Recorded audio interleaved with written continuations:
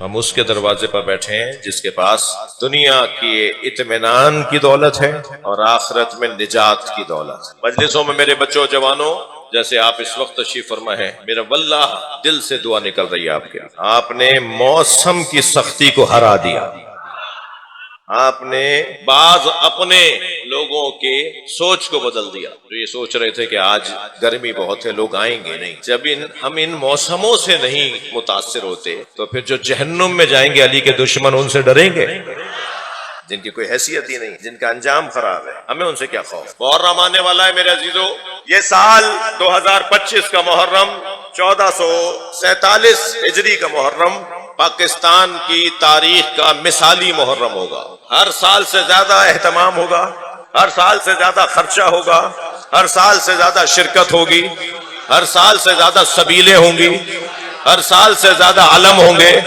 ہر سال سے زیادہ ماتم ہوگا، ہر سال سے زیادہ نوحہ ہوگا، ہر سال سے زیادہ جلوس ہوں گے، اور اگر کوئی ان جلوسوں کی طرف ٹیڑھی آنکھوں سے دیکھے گا تو اللہ اس کی آنکھوں کو نکالے گا۔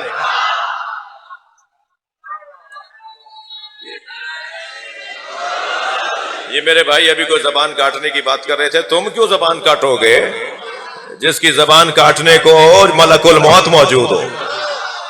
اللہ پہ چھوڑ دو نا اپنا کام، اپنے ہاتھ میں کام کیوں لے رہے ہو؟ اپنا کام ہمارا کام بھی نہیں ہے، یہ کام اللہ کا ہے۔ جتنا رسوا اللہ نے حسین کے قاتلوں کو کیا ہے اتنا رسوا کوئی بھی نہیں ہوا۔ ڈھونڈنے سے مروان نہیں ملتا۔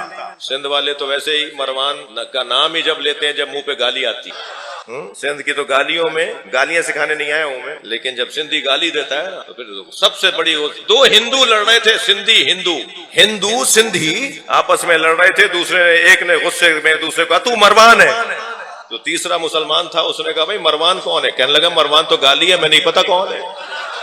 اہل بیت کا دشمن جہاں گالی بن جائے اس تہذیب کو کوئی نقصان نہیں پہنچا سکتا۔ نہروں کا مسئلہ ابھی دبا نہیں ہے، وکیلوں سے دو باتیں کرنا چاہتا ہوں اگر تھکے ہوئے نہیں ہے تو۔ نہروں کا مسئلہ ابھی دبا نہیں ہے، وکیل حضرات جا کر دیکھیں اس جگہ پر کہ نہریں بن رہی ہیں یا نہیں بن رہی۔ کہیں ایسا نہ ہو ہندوستان پاکستان کی اس جنگ کی آڑ میں لوگوں کی توجہ ہٹا دی گئی ہو اور وہاں پر ابھی کام چل رہا ہو۔ توجہ ہے، لہٰذا نہروں کے مسئلے پر بے توجہ ہی نہ ہو۔ دوسرا، پاکستان کے خاص طور پر پنجاب کے وکلا سے گزارش کر رہا ہوں، یہ مشی کے خلاف جو نوٹس جاری ہوا ہے یہ غیر قانونی ہے، آئین پاکستان کے خلاف ہے، دستور پاکستان کے خلاف۔ لہذا پنجاب کے وکلا تیاری کریں، ہر ڈسٹرکٹ کے اندر، ہر ضلع کے اندر ڈسٹرکٹ بار کے وکلا اس کے خلاف اسٹے لیں۔ مشی رکے گی نہیں، مشی رکے گی نہیں، مشی اس سال بڑھے گی۔ میں آپ لوگوں سے گزارش کر رہا ہوں، خبردار آپ جہاں جہاں سے اپنے گاؤں سے، اپنے شہروں سے، اپنے گھروں سے نکل کر شہر کے مرکزی جلوس میں آتے ہیں یا جہاں جلوس نہیں ہوتا وہاں مرکزی امام بارگاہ میں سلام کرنے آتے ہیں، اس سال پچھلے سالوں سے زیادہ آپ نکلیں گے، ہر سال سے زیادہ خرچہ ہوگا۔ مل کر جواب دیں۔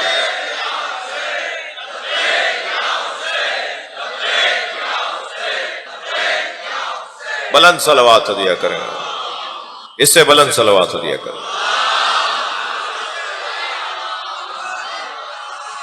اللہ نے حسینیوں سے ایک وعدہ کیا ہے اور وعدہ یہ ہے کہ تمہیں عظمت عطا کروں گا۔ یہ جو آپ کی آنکھوں میں آنسو آتے ہیں نا، یہ ٹپکتا ہوا قطرہ اشک جناب زہرا کو بہت عزیز ہے۔ مجلس میں خواتین بھی ہیں اور مجلس میں محترم عزادار بھی ہیں۔ میں مردوں سے کہوں گا آتے جاتے اٹھتے بیٹھتے کسی کو کوہنی نہ لگا دینا، کسی کو کوہنی نہ مار دینا، اس لیے کہ مجمع میں امام سجاد آتے ہیں، مجمع میں امام سجاد آتے ہیں۔ اور میں خواتین سے کہوں گا، بیویوں سے کہوں گا جو مجلس میں آئی بھی ہیں کہ خیال رہے مجلس میں ایک بوڑھی ماں آتی ہے جس کے ساتھ 4 سالہ بچی بھی آتی ہے، اور وہ بچی دادی سے پوچھتی ہے دادی یہ لوگ ایسے کیوں رو رہے ہیں؟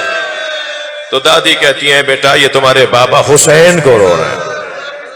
تو وہ بچی جس کا نام سکینہ ہے وہ کہتی ہے دادی کاش یہ کربلا میں ہوتے، میرے بابا ایسے نہ مارے جاتے۔ اجرکم اللہ، اجرکم اللہ۔ آوازیں بلند ہو گئی ہیں، آپ آمادہ ہیں مجلس میں، اللہ آپ کو کسی غم میں نہ رلائے، سوائے غم اہل بیت کے کوئی غم نہ ہو۔ چلیے میرے ساتھ، چلیے میرے ساتھ کربلا چلیے۔ حسین نے لاشیں بہت اٹھائے، رونے والوں سارے لاشیں زہرا کے لال نے خود اٹھائے، کسی ایک کو بھی لاشا اٹھانے نہیں دیتے تھے. اگر کوئی بڑھ کے کہتا تھا نا تو فرماتے تھے میرا مہمان ہے. حتیٰ غلاموں کے لاشے بھی امام نے کسی اور کو اٹھانے نہیں دیے. حر کے بیٹے کا لاشا جب گرا ہے نا وہ زمین پر تو سب سے پہلے تو حر پہنچا ہوگا نا, لیکن جب حر پہنچا تو کیا دیکھا, حسین نے لاشا اٹھایا ہوا ہے. آگے بڑھ کر امام سے کہا حر نے, مولا یہ غلام زیادہ ہے. فرمایا حر جوان بیٹے کی میت باپ نہیں اٹھاتا. اجرکم اللہ, اجرکم اللہ. جن کے مذہب میں رونا جائز ہے تکلف کر کے نہ روئیں, اپنی آوازوں کو آزاد کریں گے. میرے مولا نے فرمایا حر جوان بیٹے کی میت باپ نہیں اٹھاتا. رونا اس بات کا ہے جب علی اکبر کا لاشا اٹھا رہے تھے تو برابر سے ایک برقعے والی بی بی کی آواز آئی. وہ بی بی سلام کر رہی تھی امام حسین کو, مڑ کر دیکھا تو جناب زینب کھڑی تھی. آواز دے کر کہا بھائی حسین, علی اکبر کا لاشا زینب اٹھائے. اللہ آپ کو کسی غم میں نہ رلائے, اللہ آپ کو کوئی غم نہ دے. سارے لاشے میرے مولا حسین نے خود اٹھائے, اور پھر ایک لاشا ایسا ہے کہ جو حسین سے اٹھ نہیں رہا تھا. سنیں گے عزادارو, سنیں گے وہ لاشا کون سا ہے. میرے مولا نے قاسم کا لاشا اٹھا لیا, اونو محمد کے لاشے اٹھا لیے. میرے مولا نے علی اکبر کا لاشا اٹھا لیا, اور عباس علمدار کا لاشا نہر کے کنارے چھوڑ کر آ گئے. مگر ایک لاشا چھوٹا بہت تھا, مگر حسین سے اٹھ نہیں رہا تھا.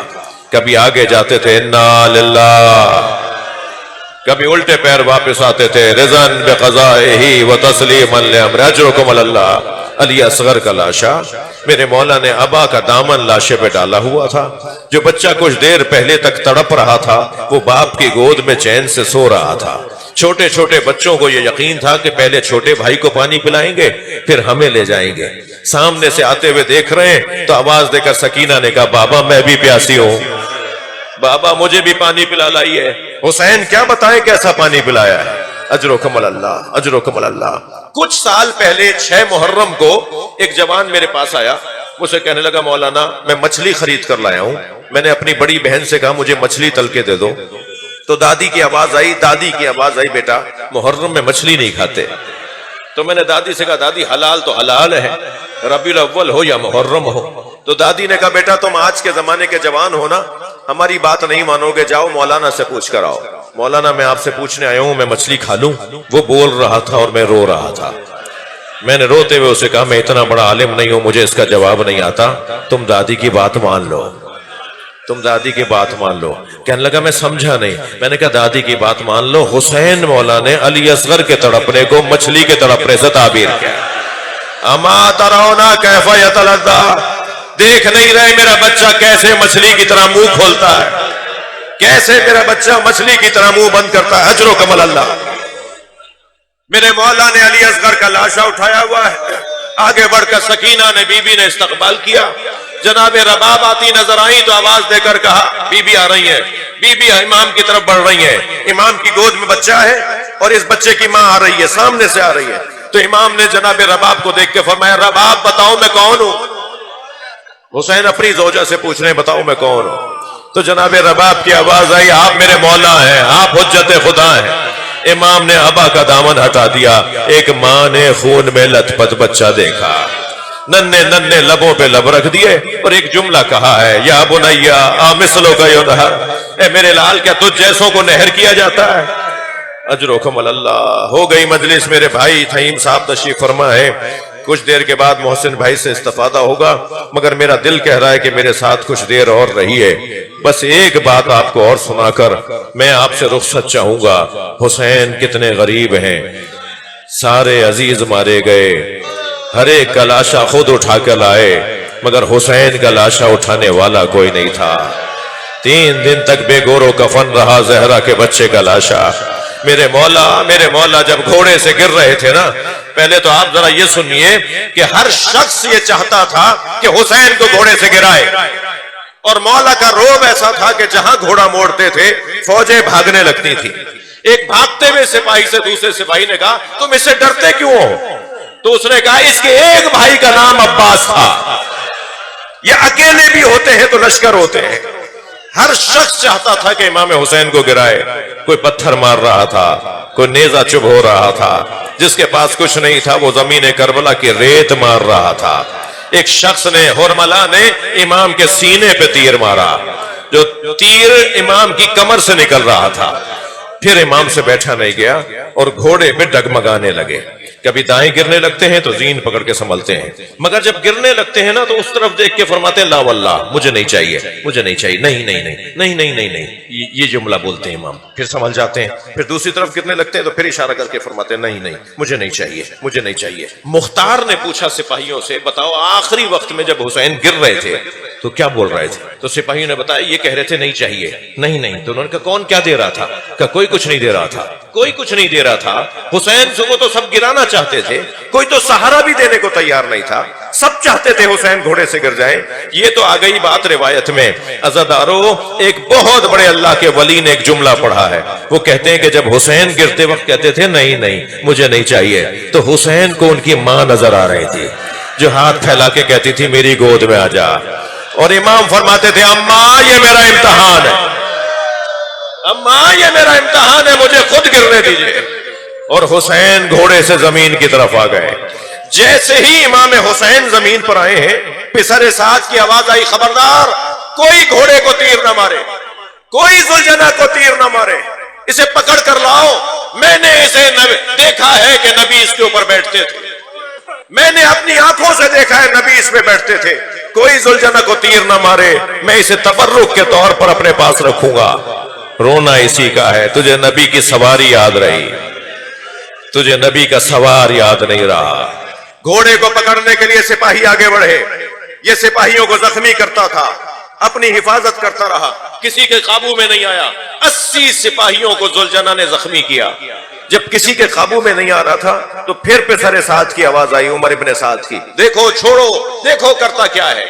जब सिपाही पीछे हटने लगे ना, घोड़े ने देखा कि